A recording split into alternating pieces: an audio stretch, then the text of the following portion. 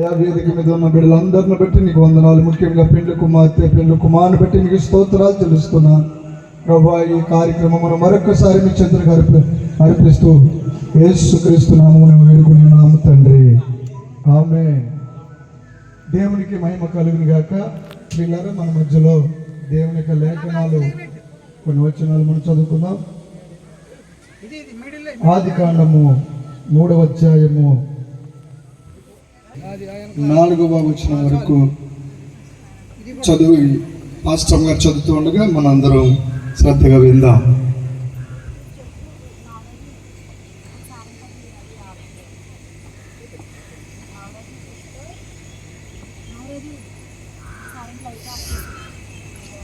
ఆదికాండము 2వ అధ్యాయము 18వ వచనం చదువుకుందామండి. దేవుని పరిశుద్ధ నామానికి మహిమ కలుగును గాక. వివాహానికి వచ్చిన బిడ్డలందరికీ హృదయపూర్వక వందనాలు. అలాగే కూర్చుని నూతన వధూవరులకు మరి అందరికీ కూడా హృదయపూర్వక వందనాలు చెల్లిస్తున్నాం. అయితే ఆదికాండము 2వ అధ్యాయం 18వ వచనం కానీ చదువుకుందామండి. మరియు దేవుడైన యెహోవా నరుడు ఒంటరిగా ఉండుట మంచిది కాదు, వానికి సాటైన సహాయమును వాని కొరకు చేయుదును అనుకొనెను. దేవుడైన యెహోవా ప్రతి భూజంతువును ప్రతి ఆకాశ పక్షిని నేల నుండి నిర్మించి ఆదాము వాటికి ఏ పేరు పెట్టినో చూచుటకు అతని ఎద్దుకు వాటిని రప్పించెను. జీవము గల ప్రతిదానికి ఆదాము ఏ పేరు పెట్టినో ఆ పేరు దానికి కలిగెను. అప్పుడు ఆదాము సమస్త పశువులకును ఆకాశ పశుస్త భూజంతువులకును పేర్లు పెట్టెను. అయినను ఆదామునకు సాటైన సహాయం అతనికి లేకపోయెను. అప్పుడు దేవుడైన యెహోవా ఆదామునకు గాఢ నిద్ర కలుగజేసి అతడు నిద్రించినప్పుడు అతని ప్రక్కడెముకలలో ఒక దానిని తీసి ఆ చోటును మాంసంతో పూడ్చివేసెను. తరువాత దేవుడైన యెహోవా తాను ఆదాము నుండి తీసిన ప్రక్కటెముకను స్త్రీవిగా నిర్మించి ఆమెను ఆదాము వద్దకు తీసుకువచ్చెను.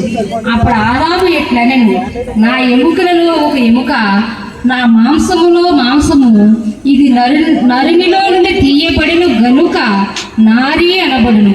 కాబట్టి పురుషుడు తన తండ్రిని తన తల్లిని విడిచి తన భార్యను హత్తుకొనును, వారు ఏక శరీరమై ఉందురు. దేవుడి వాక్యం మన ఎన్నికడిలో దీవించును కాక. దేవునికి మహిమ కలుగును గాక.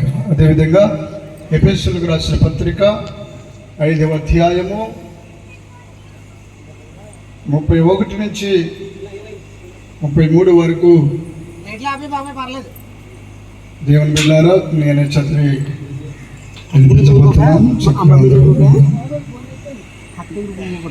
ఈ హేతువు చేత పురుషుడు తన తండ్రిని తల్లిని విడిచి తన భార్యను హత్తుకును, వారిద్దరూ ఏక శరీరం అవుతారు. ఈ మర్మము గొప్పది. అయితే నేను క్రీస్తుని గురించి సంఘమును గురించి చెప్పుచున్నాను. మెట్టుకు మీలో ప్రతి పురుషుడును తనను వలె తన భార్యను ప్రేమింపవలెను. భార్య అయితే తన భర్త యందు భయము కలిగి ఉండినట్లు చూసుకొనవలెను. దేవుడి కొలస్సీయులకు రాసిన పత్రికలో 4వ అధ్యాయము 17వ వచనములో 18, 19 లేఖనాలలో చాలా అద్భుతమైనటువంటి మాటలు పరిశుద్ధాత్మ దేవుడు రాయించి ఉంచారు. 18వ వచనం చూస్తే దాంట్లో రాశారు, భార్యలారా అంటే భార్య మీ భర్తలకు, భార్యలారా మీ భర్తలకు విధేయులై ఉండుడి, ఇది ప్రభువును బట్టి యుక్తమై ఉన్నది. అదే రీతిగా భర్తలారా మీ భార్యలను ప్రేమించుడి, వారిని నిష్ఠూర పెట్టకుడి. చూడండి ఎంత వివరంగా లేఖనంలో వ్రాయబడి ఉందో. దేవుని బిడ్డలారా కుటుంబముగా కట్టబడి ఆశీర్వదించబడడానికి దాని వెనకాల ఎంతో అద్భుతమైనటువంటి దేవుని ఉన్నతమైన ఆశీర్వాదం దాగబడి ఉంది. హల్లెలూయా, హల్లెలూయా. అదేవిధంగా పరిశుద్ధ వేద గ్రంథం అని పిలువబడుతున్న ఈ పరిశుద్ధ లేఖనములో ఆది దంపతులు అవ్వ ఆదాములను దేవుడి సృష్టినంతటిని చేసి ఈ సృష్టినంతటిని ఏలమని పరిశుద్ధాత్మ దేవుడు అవ్వమ్మ ఆదాములకు తెలియజేశాడు. హల్లెలూయా. ఇక చూస్తే ప్రారంభం మొదలుకుని మత్తయి సువార్త 1వ అధ్యాయంలో చూడండి, అక్కడ చూస్తే వంశావళి వ్రాయబడి ఉంది. వంశముతో ప్రారంభించారు క్రొత్త నిబంధన గ్రంథాన్ని. అదే రీతిలో పరిశుద్ధాత్మ దేవుడు ఆదికాండం 1వ అధ్యాయము 1వ లేఖనములో ఆది యందు దేవుడు భూమి ఆకాశములను సృజించెను.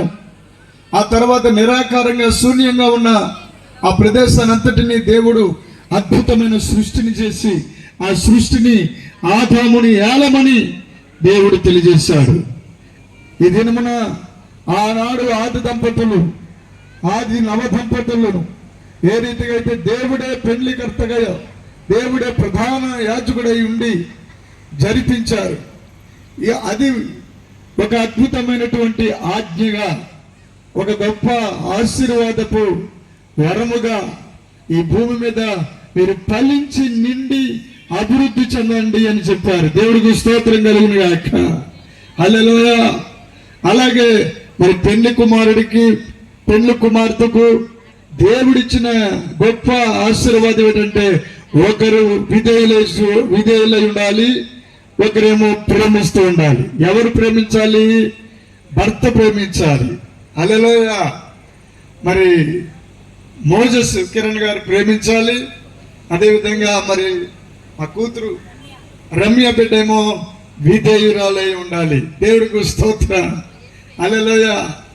దేవుడు అద్భుతం. దేవుడి జతపరిచిన వారిని మనుషులు వేరు చేయకూడదని వాక్యాధిపతి అయిన యేసయ్య తెలియజేస్తున్నాడు. హల్లెలూయా. దేవుని ప్రియులారా, ఆది దంపతులు ఏ రీతిగా అయితే దేవుడు సృష్టించాడో అలాగే ఈ యొక్క సృష్టి అంతా సృష్టింపబడి మొట్టమొదట పెళ్లితో ప్రారంభించబడింది. అదే విధంగా దేవాతి దేవుడు ఈ సృష్టి అంతటిని మరలా మరి ముగింపు అంత్యకాలం వచ్చినప్పుడు మరి వివాహముతోనే మరి ముగిస్తాడని పరిశుద్ధ ప్రకటన గ్రంథంలో రాయబడి ఉంది. దేవుడికి మహిమ కలుగును గాక. అయితే మొదటి ఆదాము పాపం చేశాడు. ఆ మొదటి ఆదాము చేసిన పాపం వలన మనుషులకు పాపపు భీతి, పాపపు నైజము ఏర్పాటు చేయబడింది. కానీ కడపటి ఆదాము అయిన యేసుక్రీస్తు ప్రభు వారు వచ్చి పాప భీతినంతటిని తొలగించి జన్మకర్మ పాపాలను విముక్తిపరిచి మనలందరినీ పరలోక రాజ్యానికి తీసుకువెళ్ళడానికి, ఆ పరలోకములో కుటుంబాలుగా నివాసం చేయడానికి ముంగుర్తిగా ఈ భూలోకములో మరి కుటుంబాన్ని పరిశుద్ధాత్మ దేవుడు సిద్ధపరిచారు. హల్లెలూయా.